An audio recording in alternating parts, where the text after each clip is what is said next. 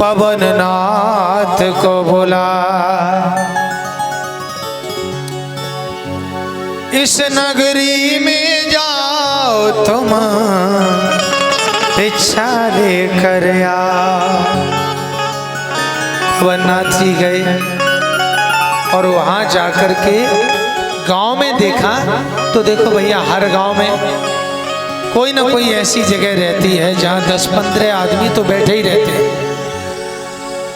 पवननाथ जी ने सोचा कहां भटके, क्योंकि गुरुदेव ने दूध मंगाया है। उन्होंने कहा भैया हमें दूध की आवश्यकता है, कहां मिलेगा। गांव के लोग कुछ हंसी मस्करी करने वाले थे, गरीबों की मजाक उड़ाने वाले, अभिमानी। अच्छा, उन्होंने कहा कि अरे महात्मा जी क्या बात करते, दूध? हमारे यहाँ इतने अमीर ब्राह्मण हैं, उनके यहाँ तो हजारों गायें हैं, और साधु संतों की सेवा बहुत करते, चले जाओ सीधे।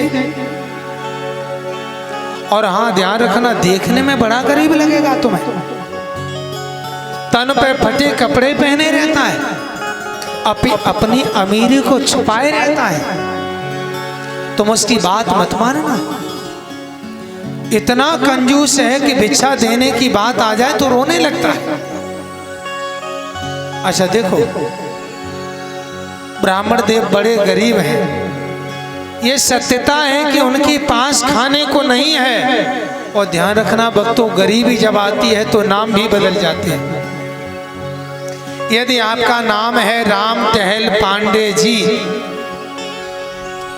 तो सम्मान में लोग कहेंगे कौन? श्री राम टहल पांडे जी।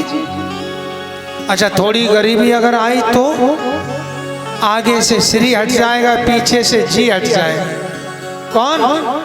राम टहल पांडे। अच्छा, और गरीबी आई तो पांडे भी खत्म।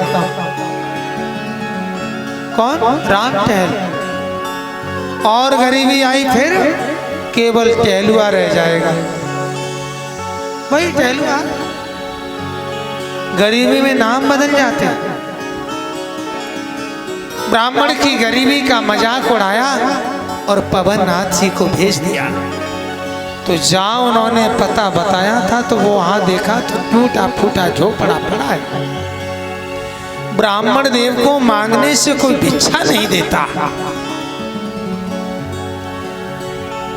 3 दिन बाद चावल मिले भिक्षा में, और ब्राह्मण देव लेकर के आए। पत्नी से कह रहे थे,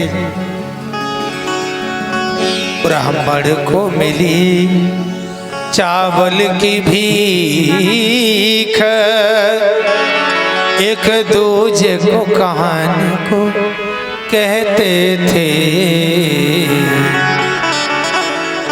एक दूसरे को खाने के लिए कह रहे हैं। पत्नी कहती, स्वामी तुम खा लो, तुमने 3 दिन से कुछ नहीं खाया। लेकिन भक्तों, तब तक महात्मा जी ने सोचा कि ब्राह्मण लग तो गरीब रहा है, लेकिन उन्होंने ये कहा था कि देखने में कंजूस होगा। आ गए हैं द्वार पर तो अलग तो जगह नहीं है। अलख निरंजन, अलख निरंजन, अलख निरंजन की ध्वनि जैसे ही करी, उन्होंने सोचा अब क्या होगा। ब्राह्मण के पास एक फटी धोती है, उसी को लपेट करके बाहर